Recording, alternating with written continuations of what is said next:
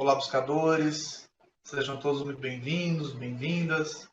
Estamos começando mais um episódio do programa Leituras para Viver Melhor, programa produzido em parceria da TV Suprem com a editora Teosófica. TV Suprem, que é o canal de comunicação da União Planetária, o canal 2 da NET.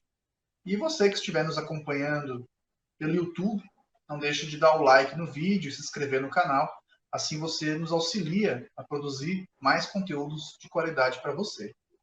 E hoje nós vamos conversar um pouquinho com a Tereza Botarro, aqui de Brasília. Tudo bem, Tereza? Seja muito bem-vinda. Agradecemos você ter sua participação.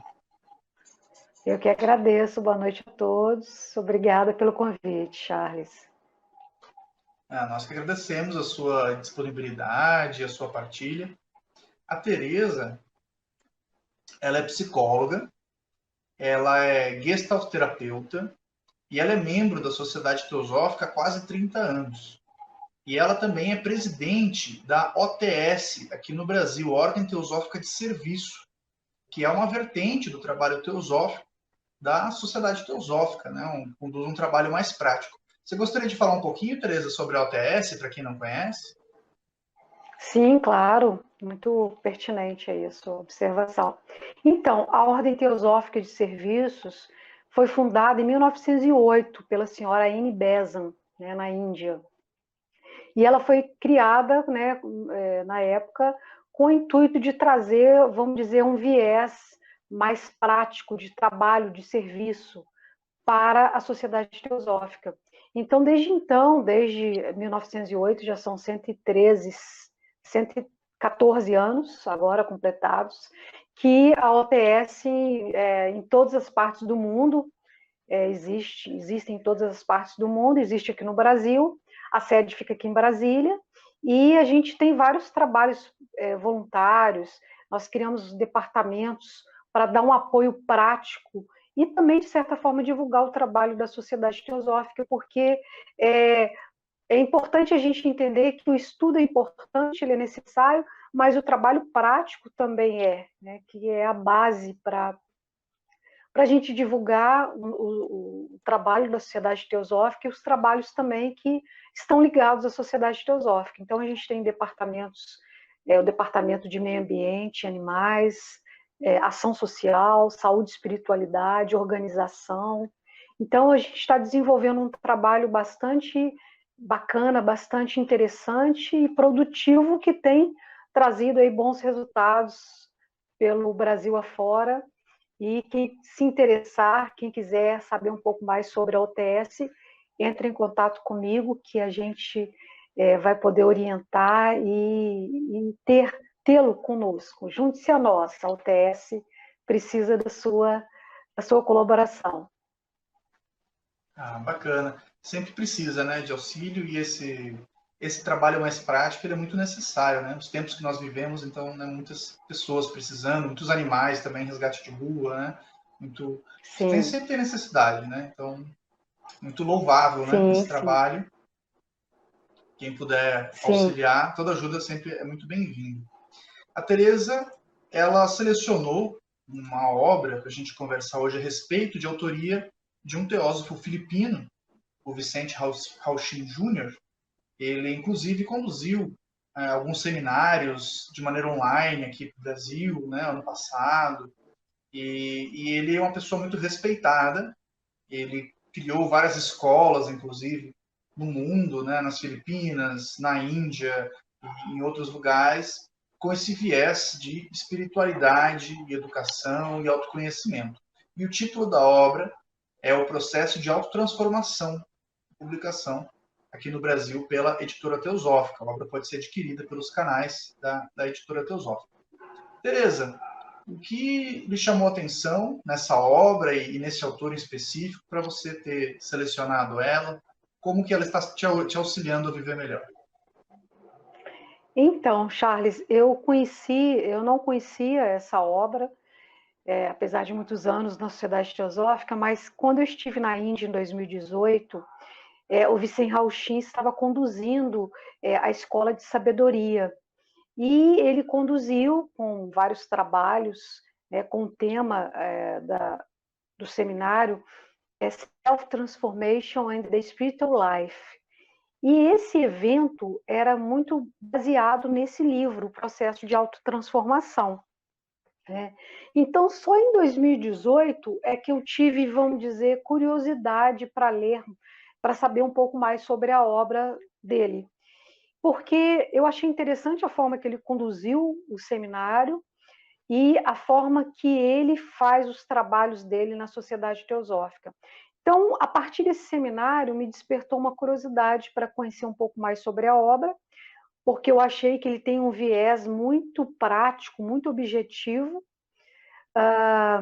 Ele trouxe os trabalhos de grupo na época, lá no seminário, ele trabalhou os níveis de consciência e através de abordagens bastante objetivas para lidar com inúmeros conflitos.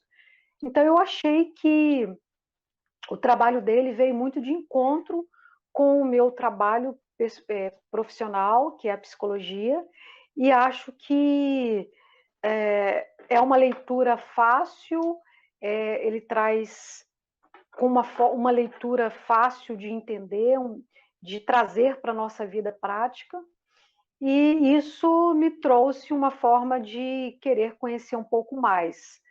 No meu ponto de vista, é muito necessário, eu acho que a gente deveria, primeiramente, trabalhar a personalidade, para depois tentar trabalhar, estudar e tentar aperfeiçoar as outras áreas, outros níveis do nosso espírito. Porque quando a gente entra no caminho espiritual, às vezes a gente tem a tendência de querer achar que a gente tem que acabar com o ego, a personalidade, né? A gente tem que negar muitas coisas, a gente tem que rejeitar, tem que desapegar, enquanto a gente ainda está aqui, né, na matéria, no corpo humano, no corpo dos desejos, no corpo das mudanças. E eu acho que isso, às vezes, é um caminho que não é muito seguro de se fazer, porque eu acho que, primeiramente, a gente tem que reconhecer esse corpo, essa personalidade, e tentar, aos poucos, ou que seja ao longo de muitas vidas, ou nessa vida inteira, trabalhar os nossos processos de conflitos, os nossos processos de autopercepção e autotransformação. Então, eu achei que a abordagem dele nesse livro é muito focada na personalidade. Ele traz exemplos, situações, laboratórios desenvolvidos no seminário que ele desenvolve, que é esse seminário de autotransformação, que ele viaja pelo mundo todo, não só na Filipinas, mas ali próximo, desenvolvendo esse trabalho de autotransformação. E, enfim, e ele dialoga com vários autores, não só dentro da literatura teosófica, mas ele dialoga com alguns pensadores modernos dentro da linha da psicologia, como Ken Wilber, da linha transpessoal e psicologia integral, Maslow, também Jung, da psicologia analítica, e traz também, reúne insights de muitos representantes espirituais da sabedoria antiga, enfim, dentro da teosofia também, e pensadores como Krishnamurti, o misticismo cristão, o Zen, Ramana Maharaj, Yoga. Então ele traz, assim, vamos dizer, um conjunto de conhecimentos bastante nobres e de muito valor que, vamos dizer, reúne no livro dele conhecimentos de vários pensadores. Então, é uma abordagem muito prática. Legal. E é legal que ele é um autor, ele por ser um autor mais recente, né? Ele tá diferente de outras obras teosóficas, né? Que muitas vezes os autores são do século XIX, do início do século XX. Ele é um autor mais recente, que está por aí, palestrando, trabalhando, né? Fazendo projetos. Então, ele consegue fazer essa conexão da sabedoria antiga com autores mais recentes, né? Como você citou, o Ken Wilber, que também é alguém que está ativo no mundo, né? Trazendo muita contribuição, né? A psicologia transpessoal e integral, né, a visão integral dele que ele apresenta. Qual seria esse processo de autotransformação? O que tem que transformar, afinal? Eu acho que tem muitas coisas para transformar dentro da nossa personalidade. O que eu acho interessante é que ele traz muito, por exemplo, os pilares da educação, que eu acho que por exemplo, é importante a gente falar do mundo de evolução, o mundo que a gente quer, mas como que a gente coloca em prática? E ele fala sobre os pilares da educação, que são 5 pilares da educação. Que, vamos dizer, para nós que já somos adultos, pode ser que não se faça, não seja muito fácil fazer essa transformação, mas a gente pode trazer isso para as crianças, para a educação. E ele fala desses pilares, né, que é a saúde, a compreensão do sentido de saúde, ser saudável, e aí a gente aprofunda em muitos assuntos. O que é ser saudável? Ter saúde não é ausência de doença, como a Organização Mundial da Saúde fala. Ter saúde é uma presença de vários elementos. A saúde psíquica, mental, física. Este é o programa Leituras para Viver Melhor. Hoje estamos conversando com a Tereza Botarro de Moraes e iremos agora para um rápido intervalo e voltamos daqui a pouco. Até já.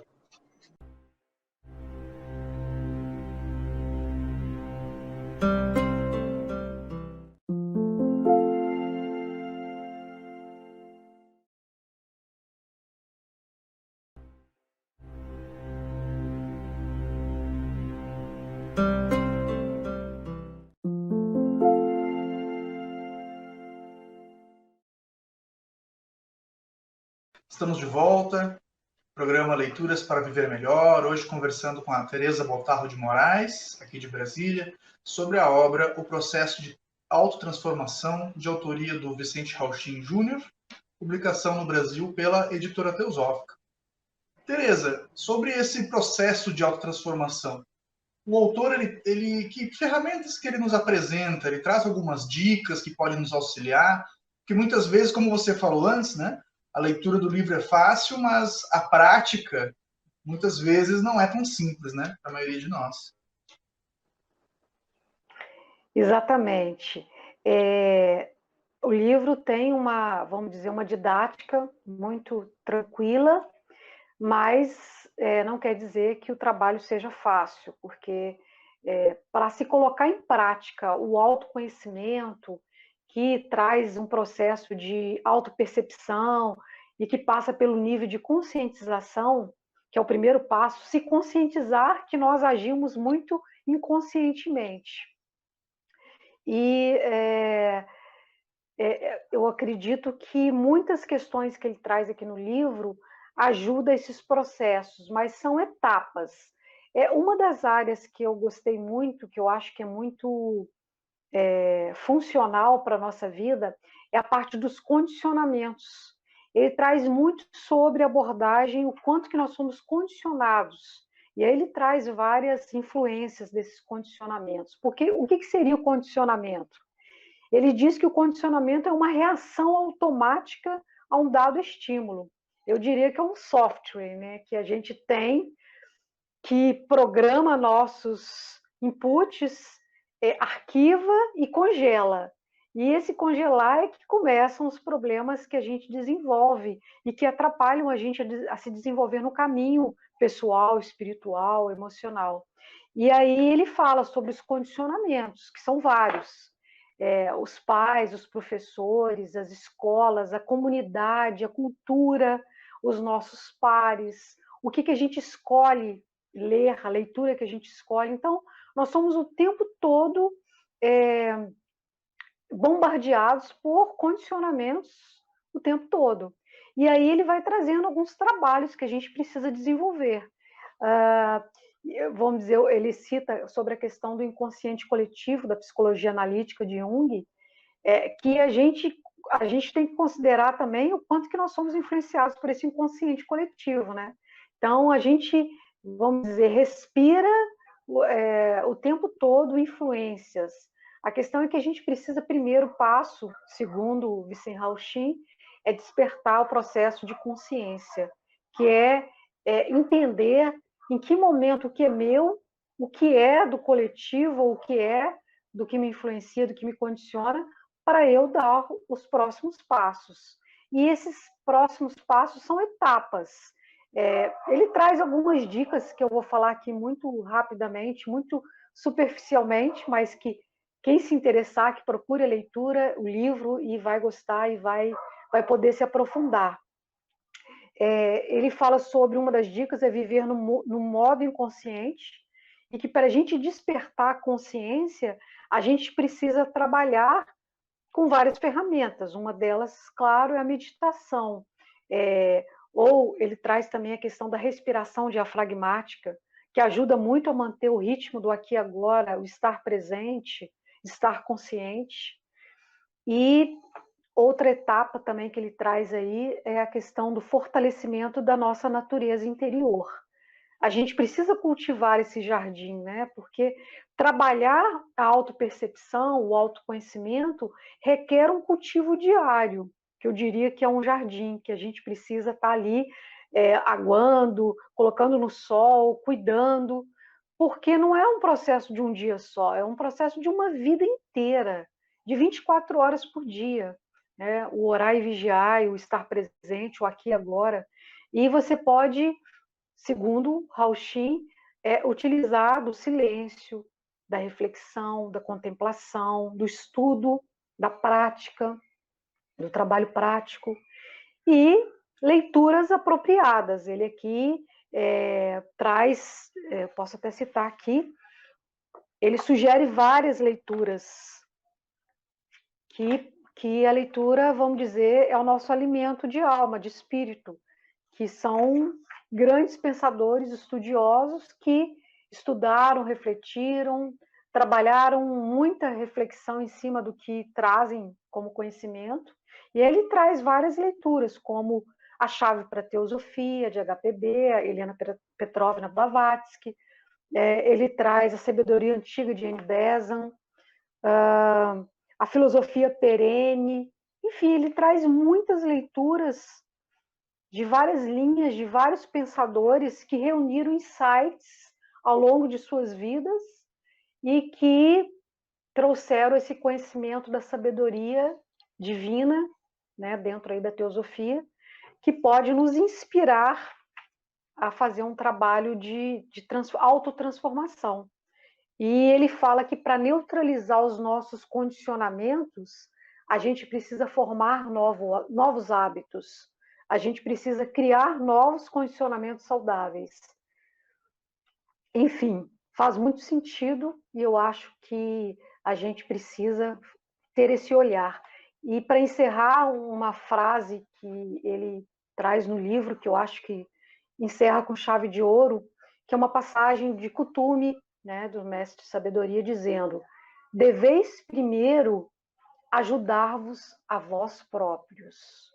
E quando fizerdes, outro auxílio breve se seguirá. Então, é mais ou menos isso. O trabalho precisa ser feito aqui, agora, para que a gente possa ir para outras etapas que chegam até nós a cada dia. Eu acho que a gente tem que fazer o dever de casa, né? Que a gente falou antes, né? De essa tentação, né? De pular etapas, quando a gente tem todos esses condicionamentos, né? Então você citou no primeiro bloco a questão dos veículos inferiores que a gente tem que trabalhar, né? Dentro da nomenclatura teosófica, a gente tem, né, o veículo das emoções, o Blavatsky, né, chamava em sânscrito o Kama Rupa, a forma do desejo, né? Então, Kama, desejo, Rupa, forma, né? Que é o que popularmente o pessoal chama de o corpo astral, né? Então, o veículo das emoções. Então, a gente, na maior parte do tempo, todos nós, né, nós somos muito mais reativos do que ativos, né? A gente está sempre condicionados, estamos sempre condicionados a uma reação conforme os estímulos externos, né, que nos acontecem. Você citou também, aí aprofundando mais, né, a questão do inconsciente coletivo, mas hoje, se a gente for ver também a influência das mídias, né, da internet, né, o quanto que a gente tem de claro, muita informação também, e também muita poluição informativa, né? Porque a gente tem que aprender o paradigma da humanidade nesse sentido, né? A gente que é da área da educação também, ele mudou muito para a humanidade. Antigamente, o problema era as pessoas terem acesso à informação, né? As pessoas não tinham acesso à informação, porque a informação era privilegiada. Hoje nós temos acesso à informação, só que o grande desafio é aprender a filtrar essa informação. A gente tem que desenvolver essa questão do discernimento e acalmar, numa linguagem mais poética, acalmar o dragão, né, dentro de nós, né? Então, acalmar esse turbilhão de emoções para que a gente possa poder escolher com consciência, com um pouco de sabedoria, talvez, né? E aí entra a importância, né, como você disse, da leitura, para a gente ir amadurecendo essas questões internamente e talvez nos tornarmos ferramentas de auxílio no mundo. Né? Gostei muito da frase que você encerrou. Eu sempre costumo dizer e pensar que uma pessoa que ela faça algo pelo seu próprio aprimoramento, que isso muitos vão interpretar como egoísmo, né? Às vezes existe muito, a gente sabe que existe no meio espiritual aquele falso moralismo, né? De eu tenho que salvar o mundo, eu tenho que ajudar os outros, eu tenho que esquecer a mim mesmo. Só que, de fato, eu penso que cada um que faz algo pelo seu próprio desenvolvimento está, de fato, auxiliando a humanidade inteira.